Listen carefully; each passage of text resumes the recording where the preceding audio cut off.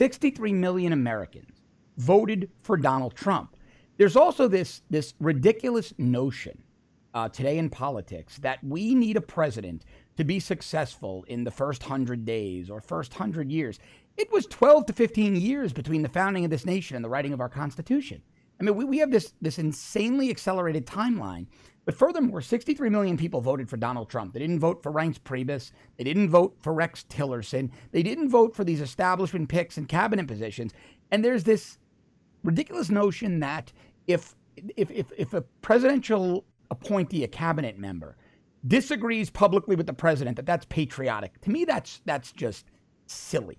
If the COO of a publicly traded company openly disagreed with and was contrarian to the CEO every single day, the shareholders would demand the ouster of that COO. That's not misguided loyalty. That's not putting person or party before country. That's operating as a cohesive team.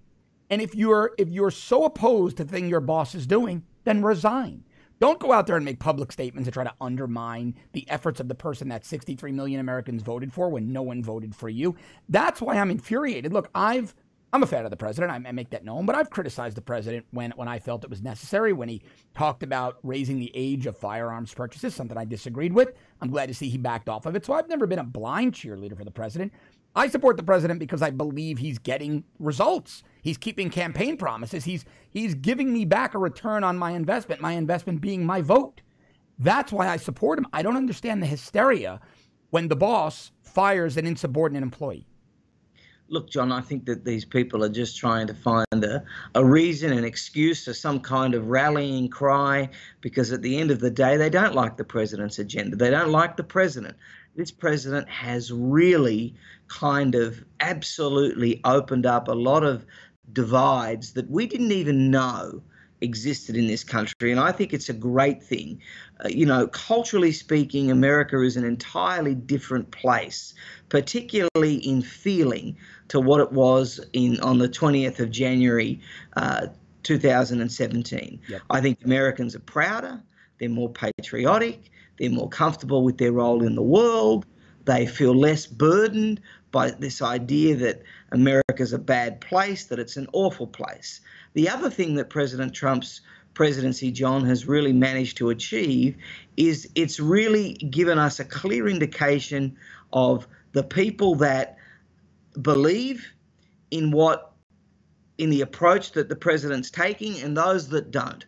I mean, if you sit at home all day and your wife tells you what to do, you don't like the president of the United States. That's right. That's the reality. He has really kind of drawn this divide between the producers and the people who want to sit around and take entitlements.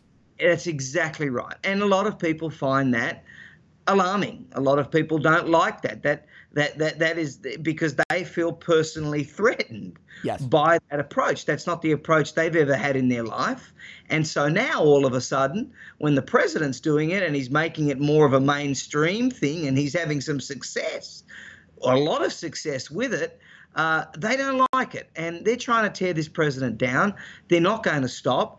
But it's really important that supporters of the president stick with him, particularly in the upcoming midterms. I want to keep bringing you this great content every day. So like I always tell you, please help me keep doing that by subscribing to our premium service at www.therebel.media/shows. Also, please go to firescottisrael.com. I'm putting together an in-depth expose on Scott Israel's problems at other law enforcement agencies before he was the Broward County Sheriff. This one is really going to blow your mind. Also, go to your app store, download the Rebel app. Great way to get all of our content. And if you've done any or all of those things, and I hope you did them all, thank you very, very much.